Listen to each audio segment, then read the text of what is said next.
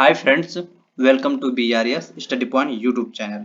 तो फ्रेंड्स, इस वीडियो में हम ऊतक यानी टिश्यू को याद करेंगे। और फ्रेंड्स, इसमें जितने हम क्वेश्चंस लिए हैं सभी एग्जाम में पूछे हुए हैं। तो चलिए वीडियो स्टार्ट करते हैं। और फ्रेंड्स, वीडियो स्टार्ट करने से पहले कुछ एक जरूरी बात थी आपको बता दें कि देखिए, जैसे ऊतक हुआ, कोशिका हुआ, माइटोकॉन्ड्रिया हुआ और यांत्रिकी हुआ, प्रकाश हुआ, ऐसे करके पॉइंट वाइज हम वीडियो बना रहे हैं। और आप उन सभी वीडियो को प्लेलिस्ट में जाकर वॉच कर सकते हैं।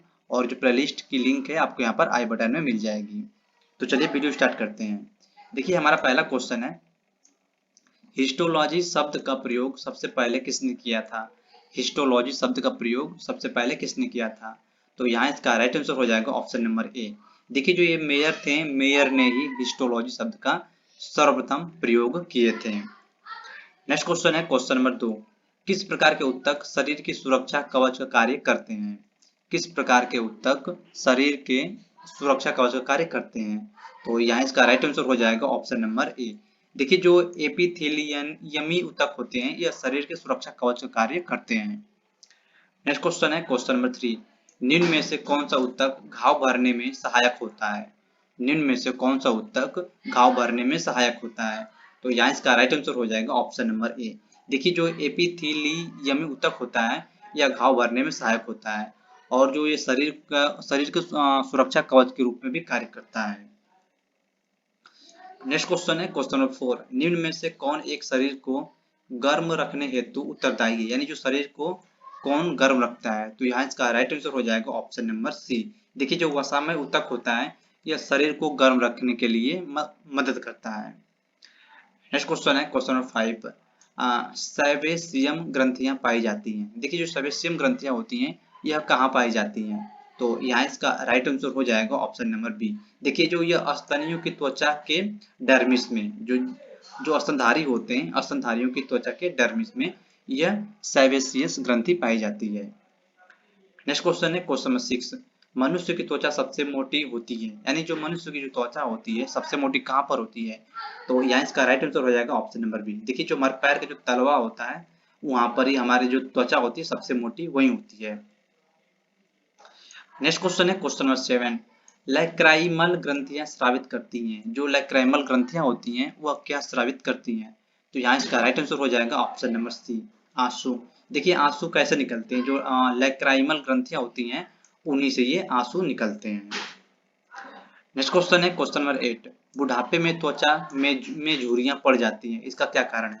यानी जो हम देखे होंगे कि जैसे कि दादा ऐसे लोग होते हैं, दादा परदादा टाइप के, तो जो बूढ़े हो जाते हैं तो उनके ऊपर झुर्रियां पड़ जाती हैं, तो इसका क्या कारण होता है? तो यहाँ इसका राइट आंसर हो जाएगा ऑप्शन नंबर बी। देखिए, जो उपचर्मी स्तर में लचीलापन कम होने के कारण। नेक्स्ट क्वेश्चन है क्वेश्चन नंबर 9। मनुष्य के शरीर में सबसे लंबी कोशिका होती है। जो मनुष्य के शरीर होती है उन सबसे लंबी कोशिका कौन होती है? तो यहाँ इसका राइट आंसर हो जाएगा ऑप्शन नंबर सी। देखिए, जो तंत्रिका कोशिका होती है यह सबसे लंबी कोशिका होती है। नेक्स्ट क्वेश्चन है क्वेश्चन नंबर 10। तंत्रिका ऊतक की इकाई क्या होती है? देखिए, जो तंत्रिका ऊतक होता है उसकी इकाई क्या होती है? तो यहाँ इसका राइट आंसर हो जाएगा ऑप्शन नंबर बी। देखिए, जो न्यूरॉन होता है तंत्रिका ऊतक का इकाई यानी यूनिट है न्यूरॉन। नेक्स्ट क्वेश्चन है क्वेश्चन नंबर 11। संवेदना का चालन शरीर के एक भाग से दूसरे भाग किसके द्वारा होता है? यानी संवेदना का चालन शरीर के एक भाग से दूसरे भाग में किसके द्वारा होता है? तो यहाँ इसका राइट आंसर हो जाएगा ऑप्शन नंबर डी, तंत्रिका ऊतक के कारण। नेक्स्ट क्वेश्चन है क्वेश्चन नंबर 12। लिगामेंट एक रचना है जो जोड़ती है। लिगामेंट एक रचना है जो जोड़ती है, तो यहाँ इसका राइट आंसर हो जाएगा ऑप्शन नंबर बी, अस्थि को अस्थि से। तो फ्रेंड्स, इसमें जितने क्वेश्चंस लिए गए हैं आप सभी क्वेश्चंस को याद कर लीजिएगा। ये सब क्वेश्चन रिपीटेड क्वेश्चन है। अगर ऊतक से क्वेश्चन बनेगा तो इस वीडियो से क्वेश्चन आपको देखने को जरूर मिलेगा। तो चलिए नेक्स्ट क्वेश्चन है क्वेश्चन नंबर 13। ऊंट का कुबड़ किस ऊतक का बना होता है? ऊंट का कुबड़ किस ऊतक का बना होता है? तो यहाँ इसका राइट आंसर हो जाएगा ऑप्शन नंबर डी। देखिए, जो वसा में ऊतक होता है उसी से जो ऊंट का कुबड़ होता है इसी से बना होता है। नेक्स्ट क्वेश्चन है क्वेश्चन नंबर 14। मोटापा निम्न में से किसकी अधिकता के कारण होता है? मोटापा निम्न में से किसकी अधिकता के कारण होता है? तो यहाँ इसका राइट आंसर हो जाएगा ऑप्शन नंबर बी, यानी जो वसा ऊतक होता है उसी की वजह से मोटापा होता है। यानी वसा यानी फैट, जो जहां पर फैट होगा तो मोटापा तो बढ़ेगा ही। नेक्स्ट क्वेश्चन है क्वेश्चन नंबर 15। निम्न में से कौन ऊतक का उदाहरण है? निम्न में से कौन ऊतक का उदाहरण है? तो यहाँ इसका राइट आंसर हो जाएगा ऑप्शन नंबर बी। देखिए जो रक्त होता है, रक्त भी ऊतक के अंतर्गत ही आता है। नेक्स्ट क्वेश्चन है क्वेश्चन नंबर 16। बीओएसपी संबंधित है। देखिए जो बीओएसपी होता है ये किस चीज से संबंधित होता है? तो यहाँ इसका राइट आंसर हो जाएगा ऑप्शन नंबर सी। देखिए परीक्षण के लिए ऊतकों को शरीर से अलग करने में ये बीओएसपी का यूज किया जाता है। नेक्स्ट क्वेश्चन है क्वेश्चन नंबर 17। मास्टर कोशिकाएं पाई जाती हैं। ये जो मास्टर कोशिकाएं होती हैं, ये मास्टर कोशिकाएं नहीं, मास्टर कोशिकाएं हैं ये। मास्टर कोशिकाएं पाई जाती हैं। तो यहाँ इसका राइट आंसर हो जाएगा ऑप्शन नंबर ए। संयोजी ऊतक में जो मास्टर कोशिकाएं होती हैं यह संयोजी ऊतक में पाई जाती हैं। नेक्स्ट क्वेश्चन है क्वेश्चन नंबर 18। हैवर्सियन यह तंत्र पाया जाता है। देखिए जो हैवर्सियन तंत्र होता है यह स्तनियों की अस्थि में पाया जाता है, यानी जो स्तनधारी होंगे उनकी अस्थियों में पाया जाता है ये हैवर्सियन तंत्र। नेक्स्ट क्वेश्चन है क्वेश्चन 19। फेफड़ों को ढकने वाला आवरण क्या कहलाता है? जो हमारे फेफड़े होते हैं, फेफड़ों को जो ढक्कन जो आवरण ढका हुआ है उस आवरण को क्या कहते हैं?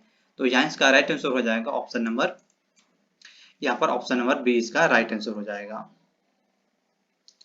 नेक्स्ट क्वेश्चन है क्वेश्चन नंबर 20। दांत मुख्य रूप से बने होते हैं। देखिए जो दांत होते हैं वो बने कैसे होते हैं? देखिए दांत तो मुख्यतः वैसे कैल्शियम का होता है, बट यहाँ पर ऑप्शन के हिसाब से देखा जाएगा तो जो दांत होते हैं मुख्य रूप से ये डेंटाइन के बने होते हैं। जो डेंटाइन होता है इसी से बने होते हैं। नेक्स्ट क्वेश्चन है क्वेश्चन नंबर 21। दांत का शिखर किसका बना होता है? दांत का शिखर किसका बना होता है? तो यहाँ इसका राइट आंसर हो जाएगा ऑप्शन नंबर सी। देखिए जो एनामिल होता है, एनामिल ही जो दांत का शिखर होता है वो एनामिल का बना होता है। और जो हमारी ह्यूमन बॉडी होती है, ह्यूमन बॉडी में सबसे कठोर भाग यही होता है, एनामिल। नेक्स्ट क्वेश्चन है क्वेश्चन नंबर 22। नाभि रज्जु है, नाभि रज्जु है। तो यहाँ इसका राइट आंसर हो जाएगा ऑप्शन नंबर सी, प्रौढ़ संयोजी ऊतक। देखिए जो नाभि रज्जु होता है यह प्रौढ़ संयोजी ऊतक होता है। नेक्स्ट क्वेश्चन है क्वेश्चन नंबर 23। किसी जीवित देह के भीतर कोशिका या ऊतक की मौत को कहते हैं? यानी मान लीजिए कोई जो जीवित बॉडी है वो मतलब उसके भीतर कोशिका या ऊतक की मौत हो जाती है, यानी जो डेड सेल या डेड टिश्यू होते हैं उनको क्या कहते हैं? तो यहाँ इसका राइट आंसर हो जाएगा ऑप्शन नंबर ए, न्यूट्रोफिलिया कहा जाता है। नेक्स्ट क्वेश्चन है क्वेश्चन नंबर 24। किस ऊतक के नख, खुर और सींग बने होते हैं? देखिए जो किस ऊतक के नख, जो हमारे नाखून होते हैं और जो खुर और सींग किसके होते हैं, यानी ये जानवर की बात हो रही है, किस इसके बने होते हैं? तो यहाँ इसका राइट आंसर हो जाएगा ऑप्शन नंबर सी, केरेटिन के बने होते हैं। जो केरेटिन ऊतक होता है उसी के नाखून और खुर और सींग बने होते हैं। नेक्स्ट क्वेश्चन है क्वेश्चन नंबर 25। आरएच कारक ने अपनाया ये नाम किस जानवर से लिया है? जो आरएच कारक है ये एक साइंटिस्ट थे, इन्होंने अपना नाम किस जानवर से लिया है? तो यहाँ पर आंसर आपको नीचे शो हो गया होगा, तो इसका राइट आंसर हो जाएगा ऑप्शन नंबर ए, बंदर से। नेक्स्ट क्वेश्चन है क्वेश्चन नंबर 26। जन्म के बाद मानव के किस ऊतक में कोई कोशिका विभाजन नहीं होती है? जन्म के बाद मानव के किस ऊतक में कोई कोशिका विभाजन नहीं होती है? तो यहाँ इसका राइट आंसर हो जाएगा ऑप्शन नंबर बी। देखिए जो तंत्रिका कोशिका होती है इसमें विभाजन नहीं होता है। नेक्स्ट क्वेश्चन है क्वेश्चन नंबर 27। प्लाज्मा में जल का प्रतिशत कितना होता है? देखिए जो प्लाज्मा होता है, प्लाज्मा में 90% जल पाया जाता है, यानी वाटर। तो इसका राइट आंसर हो जाएगा option number D. Next question है क्वेश्चन नंबर 28। रक्त होता है, यानी जो रक्त होता है ये क्या होता है? पहली बात तो रक्त एक ऊतक होता है, तो इसमें से क्या ऑप्शन देख लेते हैं। तो यहाँ इसका राइट आंसर हो जाएगा ऑप्शन नंबर ए, यह एक संयोजी ऊतक होता है। जो रक्त होता है ऊतक तो होता ही है, लेकिन कौन सा ऊतक होता है? तो रक्त एक संयोजी ऊतक होता है। नेक्स्ट क्वेश्चन है क्वेश्चन 29। हिस्टोलॉजी शब्द का प्रयोग सबसे पहले किसने किया था? तो फ्रेंड्स ये पहला ही क्वेश्चन है जो कि रिपीट हुआ है, तो आप इसका आंसर जानते ही होंगे। तो इसका राइट आंसर हो जाएगा option number A, mayor. Histology शब्द का सबसे पहले प्रयोग मेयर ने किया था। नेक्स्ट क्वेश्चन है क्वेश्चन नंबर 13 और यह क्वेश्चन इस वीडियो का लास्ट क्वेश्चन है। किस प्रकार के ऊतक शरीर की सुरक्षा कवच का कार्य करते हैं? तो यहाँ इसका राइट आंसर हो जाएगा ऑप्शन नंबर ए, एपिलिथियमी ऊतक। तो फ्रेंड्स इस वीडियो में हमने 30 क्वेश्चन डिस्कस किया जो कि आपके एग्जाम के लिए बहुत ही महत्वपूर्ण है। और फ्रेंड्स देखिए एग्जाम डेट नहीं आई है तो इस वजह से आप थोड़ा सा लग रहा है कि एक्टिव नहीं है, लेकिन अब एग्जाम डेट का वेट ना करिए, क्योंकि जब मान लीजिए कि अब फॉर्म अप्लाई हुआ तो एग्जाम तो होगा ही, तो आपको अपनी जो स्टडी है उसको रेगुलर रखना चाहिए। तो चलिए फ्रेंड्स मिलते हैं आपसे अगली वीडियो में, तब तक के लिए जय हिंद, वंदे मातरम।